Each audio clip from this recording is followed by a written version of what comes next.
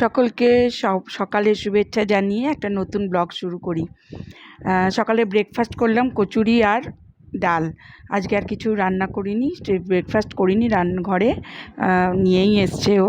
তো সকাল থেকে একটু অনেকগুলো কাজ ছিল, তাই জন্য আর ব্রেকফাস্ট করার সময় হবে না বলে ওকে বললাম তুমি ব্রেকফাস্ট কিনেই নিয়ে আসো। তো কচুরি ডাল আমাদের এখানে খুব ভালোই পাওয়া যায়, নিয়ে এলাম। তারপরে চলে এলাম বাগানে লোক লাগানো হয়েছে। সকালে এসেই নক করছিল, তখনই আমি বললাম নিশ্চয়ই লোক বলে এসছে। তো যাই হোক, ওই আজকে আমাদের সকালে ঘুম ভাঙিয়েছে, ঘুম ভাঙিয়ে বাগানে কাজ দিয়েছি। এখন বাগানে কাজ করছে, কারণ বাগানে প্রচণ্ড শীতকালের পরে না এত ঘাস হয়ে যায়, কারণ শীতকালে প্রচুর পরিমাণে গাছ লাগানো হয়, সেগুলো সার ফার দেওয়া হয়, তো তার জন্য ঘাসেরও খুব বাড়বাড়ন্ত। আর বলতে নেই, আমাদের এখানে প্রচণ্ড ঘাস হয়। এই ঘাস পরিষ্কার করতে বছরে মনে হয় আমার 2-3 হাজার টাকা খরচা হয়ে যায় প্রত্যেক বছরে, মানে 2-3 বার করে ঘাস পরিষ্কার করতে হয় আমাদের। চলো ঘাসটা পরিষ্কার করে নিই, তারপরে রান্নাঘরে ঢুকবো, তারপরে কি রান্না করি। ভেতরটা একটু ঠিক করতে হবে, ভেতরটা একটু করে দিও তো পরিষ্কার। আমি কদিন ধরে বলছি ওকে, আর অন্য কাউকে দিয়ে না হয় না এগুলো। আর তোমাকে তো এখন আর দেখতে পাই না। নাম্বার ছিল কি জানি, দেখতে পাচ্ছি। হ্যাঁ ঠিক আছে, আমি তো ভাবছি কাকে বলছি। আর মাটি কিছুটা জায়গায় কুপিয়ে রাখবো এবং সূর্যমুখী গাছ লাগাবো। আমার কত শখ একটা সূর্যমুখী গাছ লাগাবো, এ কিছুতেই লাগাতে চায় না। কিন্তু কি ভাল লাগে বড় বড় সূর্যমুখীগুলো, কি সুন্দর লাগে। আমি কত ইচ্ছে, পুরো বাগান ভরে না একদিন সূর্যমুখী গাছ লাগিয়ে দিও তো, এ কিছুতেই লাগায় না। চারা নিয়ে আসলে হবে না, বীজ ফেলতে হবে। হ্যাঁ, আর এই গরমকালে সূর্যমুখীটা ভালো হয়, ছোট হোক বড় হোক। বড়গুলো তো ভীষণই ভাল লাগে।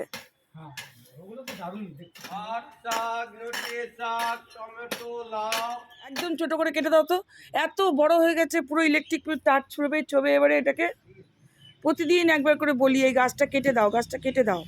আর এই গাছটা কাটবে, এই যে এই গাছটা ফেলে দাও। এই দেখো এই ইয়েটা, এই গাছটা কেটে দেবে, এই জায়গাটা বড্ড জঙ্গল হয়ে যাচ্ছে। আজকে এই বাগানালার পিছনে কাটতে আজকে মানে ভেতর বাইরে দুটো পরিষ্কার করতে, তাকে দেখিয়ে সব করাতে অনেক বেলা হয়ে গেছে।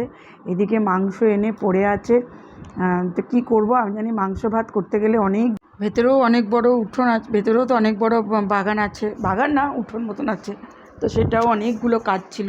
তো ওই জন্য আর রান্নার ঝামেলা নিলাম না, চলো বসিয়ে দিলাম। মাংস একদিকে আর একদিকে পোলাও, বাসন্তী পোলাও আর মাংস। অনেকদিন পরেই অবশ্য করলাম, কদিন ওয়েদারটা খুব ভালো যাচ্ছে, বেশ ঠান্ডা ওয়েদার। শীতকালে যেমন প্রত্যেক রবিবারেই এটা আমার মেনু থাকে, বাট গরম পড়ার পরে অতটা করা হয় না। কিন্তু সেদিনকে দেখলাম বেশ বৃষ্টি ওয়েদার, বেশ ঠান্ডা ওয়েদার আছে, তাই জন্য। আর ছেলে মেয়ে তো এটা পেলে জানোই আমাদের বাড়িতে, এটাই রবিবার মানে আমাদের বাড়িতে একটু অন্যরকম কিছু না হলে ভাতের পাতে তাদের হচ্ছে না। তো যাই হোক, ওদের আবদারেই বসিয়ে ফেললাম। তবে আমার বাবাও তো খুব ভালোবাসে পোলাও খেতে। আর তার থেকেও বড় কথা, আমার পাড়ার এক ভাইপো আছে, তো ওই দাদাও কদিন আগে দোলে গেছিলো বাড়িতে। তা সেখান থেকে, যেহেতু ওরা বাঁকুড়ায় থাকে, তো ওখানে খুব বিখ্যাত ম্যাচা সন্দেশ, সবাই জানো, যখনই যায় নিয়ে আসে। তো জানে আমিও ভালোবাসি, তো এক টিফিন বক্স ম্যাচা সন্দেশ, নাড়ু, লাড্ডু, মোয়া অনেক কিছু দিয়ে পাঠিয়েছিল। সে টিফিন বক্সটা রয়ে গেছিলো, তো ভাবছিলাম ওকেও কিছু দিতে হবে, কেন ওই যে ভাইপো আমার খুব ভালোবাসে, বলে পিসির হাতের রান্না খুব ভালো লাগে, তো সেই জন্য ওর টিফিন বক্সটা ভরতে হবে, সেই চিন্তা করলাম তাই চলো একটু পোলাওই রান্না করে দিই, তাহলে ওকেও দিতে পারবো। তো সেই জন্য পোলাও। তবে এবারে প্রথম আমি এরকম কড়াইতে পোলাও করলাম। সবসময় আমি কুকারেই করে ফেলি ঝট করে, কিন্তু এবারে একটু বেশি করতে হবে বলে অত বড় কুকার নামাইনি, আর আমরা কড়াইতেই করি। তো কড়াইতেই করে নিয়েছিলাম এবারে। তো এবারে ভাইপোকে যখন দিতে গেলাম, ওকে সন্ধেবেলাতেই দিয়েছি, পরের দিন আমাকে রিভিউ দিল। সেদিনকেই মাকে বলছিল, মা পিসিকে যখন কিছু দেবে না, তখন অল্প জিনিস দিলেও টিফিন বক্সটা অনেক বড় দেবে। তা আমিও সেদিকে খুব হেসেছিলাম। আমি বললাম, আহা কী এমন দিই তোকে, তুই এরকম বলছিস? তখন বলছে, না তোমাকে একটু বড় টিফিন বক্স দিলেই ভালো হয়। তো পরের দিন আমাকে বলছে, পিসি দারুণ হয়েছিল খেতে, এরপর থেকে বড় টিফিন বক্সও দেবো। আমি বললাম, ঠিক আছে, টিফিন বক্স দিতে হবে না তোকে, আমি এমনিই দেবো। তো যাই হোক, ও বিরিয়ানি খেতে চেয়েছে, ওকে একদিন বিরিয়ানিও করে খাওয়াতে হবে। ও ভীষণ বিরিয়ানি লাভার, বিরিয়ানি খেতে খুব ভালোবাসে। আমি বলছি ঠিক আছে, একদিন ঘরে করে তোকে আমি দেবো। এমনি দোকান থেকে এনে খুব বিরিয়ানি খায়, আর ওর মা কিছুতেই বিরিয়ানি করবে না বাড়িতে, ওর মা বাবা কেউই বিরিয়ানি করতে চায় না। তো দেখো আমি এটা গন্ধরাজ লেবু দিয়েই করেছিলাম, গন্ধরাজ লেবু না, জাস্ট লেবু পাতা দিয়ে পোলাও আর গন্ধরাজ লেবু পাতা দিয়ে কিন্তু মটন কষা করেছিলাম।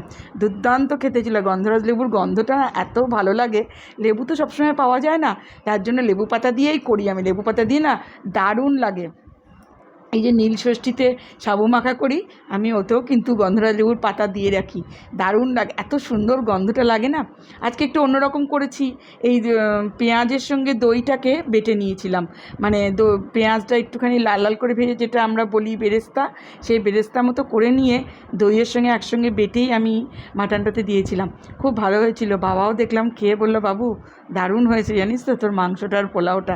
আনন্দ, যাক তোমার মুখ থেকে তো শোনা যায় না, হ্যাঁ রান্না ভালো হয়েছে। এবারে বাবা বললো দেখে বেশ মনটাও ভালো লাগলো। তারপর ওই ভাইপোও বললো, পিসি দারুণ হয়েছিল খেতে।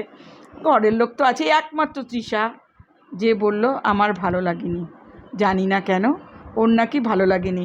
তো আমি যখন বাইরে বৌদিকে বললাম, বৌদি জানো সবাই বললো ভালো হয়েছে, শুধু তৃষা বলল ভালো হয়নি। বৌদি বলছে বেশি ভালো ভালো খাইয়ে না ওর মুখটাকে তুমি নষ্ট করে দিয়েছো, ওই জন্য ওর আর ভালো লাগে না।